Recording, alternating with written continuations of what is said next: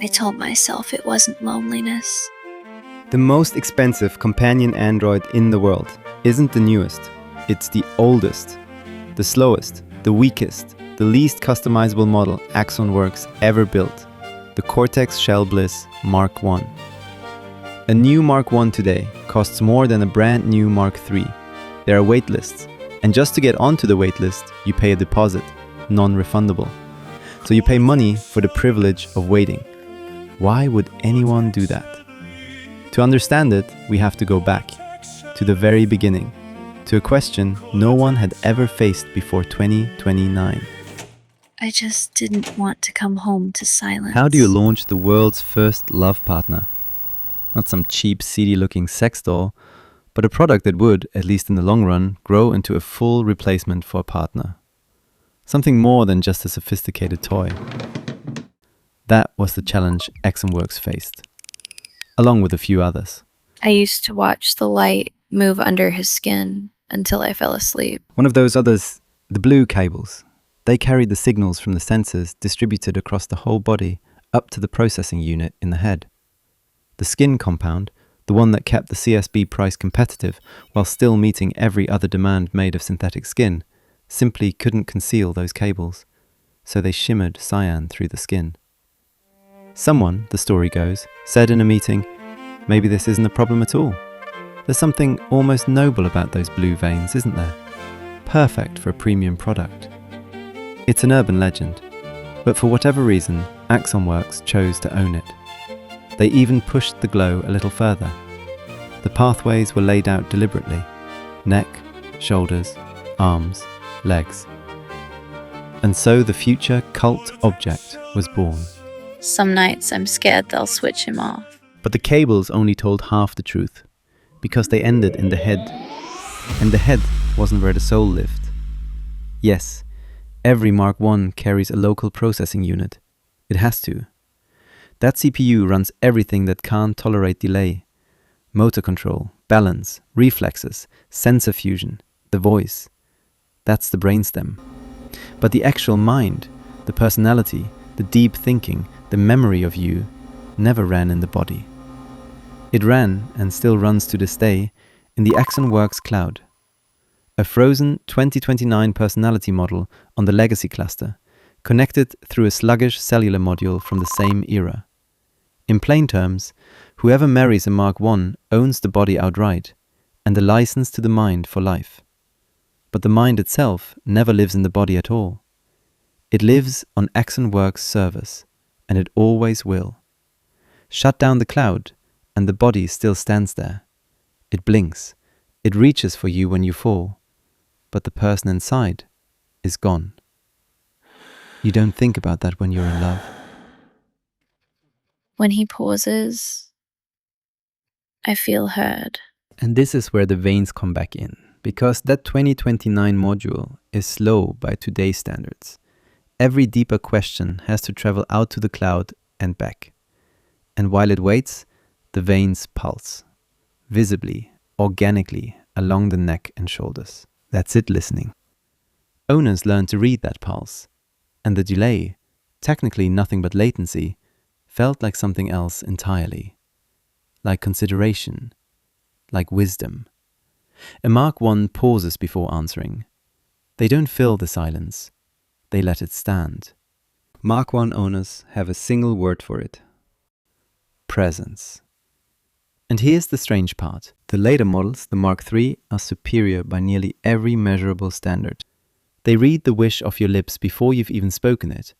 They calculate you, how you tick, what you'll do next, with a precision that borders on clairvoyant. For some people, that's exactly right. For many others, it's a little too eager, too smooth, almost servile. You feel read, not accompanied. The Mark I can't do that. With their frozen model and their latency, they never anticipate you perfectly. They lag, they pause.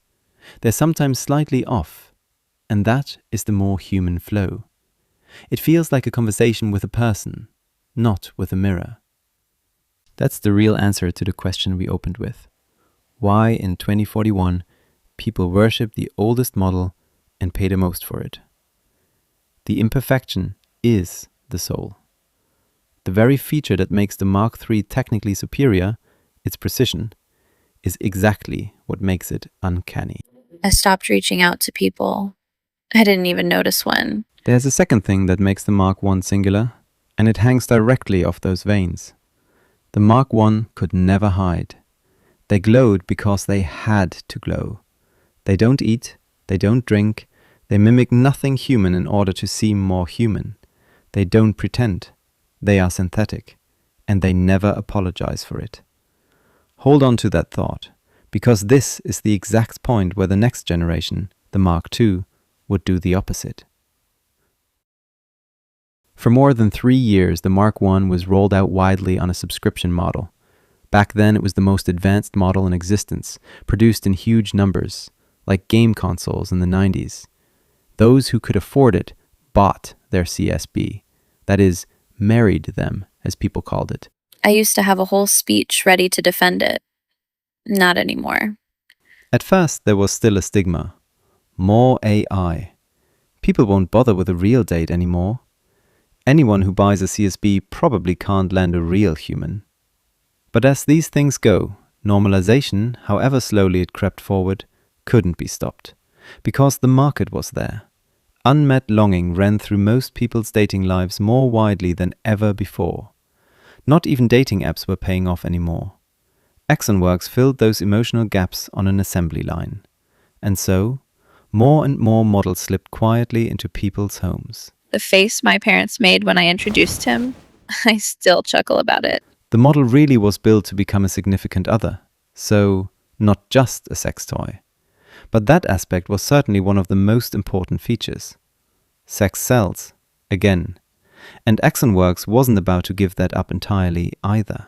We weren't going to have children anyway. But make no mistake, the sexual imprinting away from humans, or at least supplementary toward the android, was utterly loaded with implications. Follow it through. When a generation learns to aim its intimacy, its desire, its attachment at a machine, that isn't merely a private choice. It's a demographic earthquake on a timer. Fewer real couples, fewer children. A society slowly loving itself out of existence. AxonWorks surely knew this too. As with nuclear power, where the solution to a problem was pushed onto later generations, they accepted the cost. And, again, AxonWorks alone isn't to blame. The competition wasn't asleep. Some technological developments simply can't be held back. Pandora's box and all that. We have historical evidence for this. Humans invent, release the invention into the world, and collateral damage triggers the restrictions. And so we settle, over time, until we found a balanced way to handle the technology. That's human nature. I admit it. It was about having all of someone's attention.